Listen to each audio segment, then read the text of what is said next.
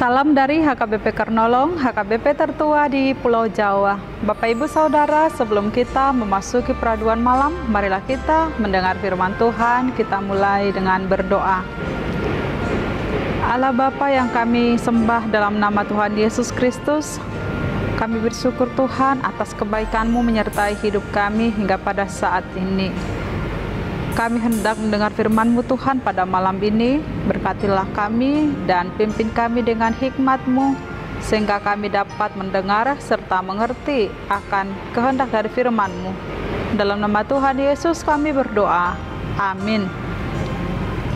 Firman Tuhan yang menjadi renungan bagi kita pada malam ini, yaitu dari Kolose 3 ayat 12 hingga ayat 17, dan ayat pembimbing renungan ayat 16. Begini firman Tuhan, hendaklah perkataan Kristus diam dengan segala kekayaan di antara kamu, sehingga kamu dengan segala hikmat mengajar dan menegur seorang akan yang lain, dan sambil menyanyikan mazmur dan puji-pujian dan nyanyian rohani, kamu mengucap syukur kepada Allah di dalam hatimu. Demikian firman Tuhan. Tema renungan ini adalah mengajar dan menegur. Sahabat renungan malam Shalom yang dikasihi Tuhan Yesus Kristus, jemaat Kolose dalam renungan ini diajak agar mau saling mengajar dan saling menegur antara yang satu dengan yang lain. Mengajar yang dimaksud di sini adalah mengajarkan pengetahuan, mengajarkan pemahaman, dan mengajarkan pengertian daripada firman Tuhan. Jika seseorang di antara jemaat kurang mengerti sesuatu hal yang berkaitan dengan pelajaran rohani atau pertumbuhan iman yang mengarah kepada segala tindakan, perbuatan yang sesuai dengan firman Tuhan, maka teman-teman yang lain tentu harus dapat menjelaskan dan mengajarkan pemahaman tentang firman Tuhan itu kepada mereka yang belum mengerti. Atau dengan kata lain, mereka yang telah memahami, membagikannya, mengajarkannya kepada jemaat yang belum paham akan pengetahuan terhadap firman Tuhan.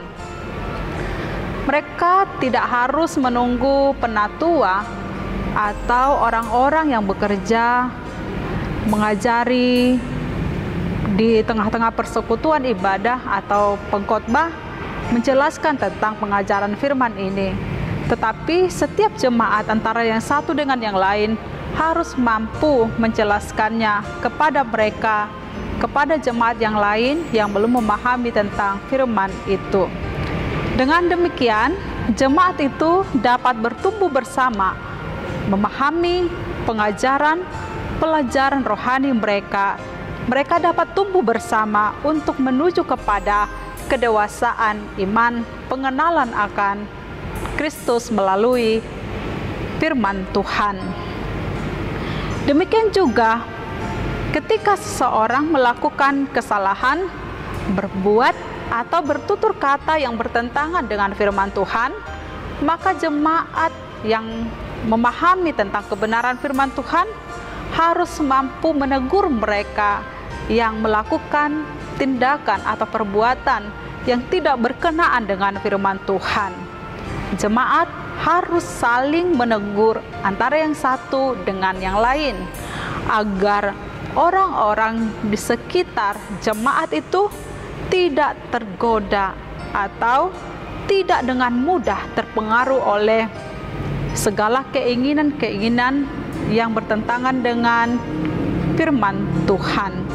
Dan ketika sesama jemaat saling menegur antara yang satu dengan yang lain, sehingga mereka yang melakukan kesalahan, mereka yang melakukan hal-hal yang bertentangan dengan firman Tuhan, boleh kembali mengenal firman Tuhan, boleh kembali mengenal kebenaran akan firman Tuhan atau kehendak firman Tuhan. Atau boleh juga dikatakan mereka yang salah berbuat atau bertutur kata yang salah dapat bertobat dari kesalahannya.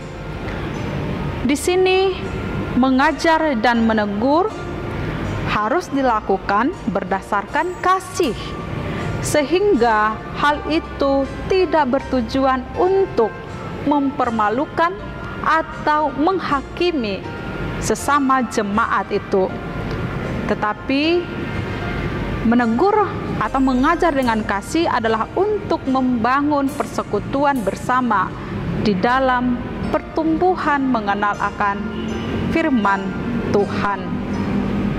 Bapak, Ibu, Saudara yang dikasihi Tuhan Yesus Kristus, seperti halnya yang terjadi di tengah-tengah jemaat Kolose ini, demikian kita hendaklah siap sedia untuk saling mengajar dan saling menegur atau menasihati yang satu dengan yang lain. Dan hal itu pun kita lakukan di dalam kasih, bukan atas dasar kebencian atau dengan tujuan mempermalukan orang lain. Dalam kitab yang lain dikatakan, saat menegur, tegurlah dan bicaralah dengan empat mata. Artinya bukan untuk mempermalukan. Mengajar dan menegur, lakukanlah dengan kasih. Namun juga di dalam kehidupan kita, ketika kita menegur orang lain, kadangkala mungkin di antara kita atau seseorang merasa enggan, merasa sungkan untuk menegur orang lain, meski ia tahu ada yang perlu ditegur daripada temannya. Kita segan menegur orang di sekitar kita, sekalipun dia memiliki kekurangan. Mengapa kita sungkan? Mengapa kita khawatir, takut, atau segan menegur kesalahan orang lain? Itu karena pandangan takut kalau teman kita itu akan tersinggung. Ya, beginilah yang terjadi ketika kita menegur orang lain. Bisa saja itu menimbulkan sakit hati daripada orang yang kita tegur tersebut. Jika kita ditegur dengan kasih karena kekurangan kita, haruslah kita memang berduka atau tersinggung. Mengapa? Sebab ketika kita merasa kekurangan kita menimbulkan hal-hal yang menyakitkan kita, di sanalah ada kesadaran bahwa kita benar-benar telah melakukan kesalahan. Dan ketika kita merasa sedih ditegur oleh orang lain, itu membuktikan bahwa ada kesadaran dan mau bertobat meninggalkan kesalahan itu. Tetapi jangan menyimpan dendam kepada orang yang mengajari dan menegur kita. Bukankah lebih bijak kalau kita mendapat teguran daripada yang lain dengan dasar kasih? Sungguh kita harus bersyukur jika kita masih diajari dan ditegur oleh orang-orang di sekitar kita, sebab kita dapat menilai diri kita dan mengubah segala cara hidup kita yang tidak berkenan kepada kebenaran firman Tuhan. Dan perlu kita camkan dalam hidup kita, teguran yang mendidik itu adalah jalan kehidupan. Ketika kita diajar dan ditegur, mari kita memandangnya adalah suatu ajaran dan teguran yang positif untuk membangkitkan semangat kita melakukan hal-hal yang baik, sebab teguran itu adalah jalan kehidupan. Amin. Mari kita berdoa.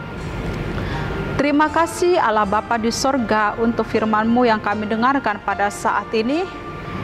Biarlah juga Tuhan kami boleh hidup saling mengajar dan saling menegur antara yang satu dengan yang lain. Sekalipun menimbulkan kedukaan, kesedihan, atau membuat kami tersinggung akan teguran dan ajaran itu.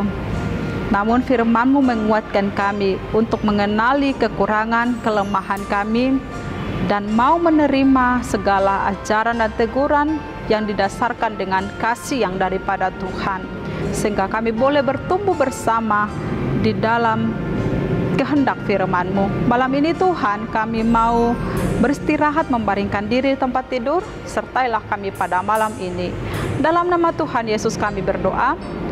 Anugerah Tuhan Yesus Kristus, kasih setia Allah Bapa, dan persekutuan dengan Roh Kudus menyertai kita sekarang sampai selama-lamanya. Amin.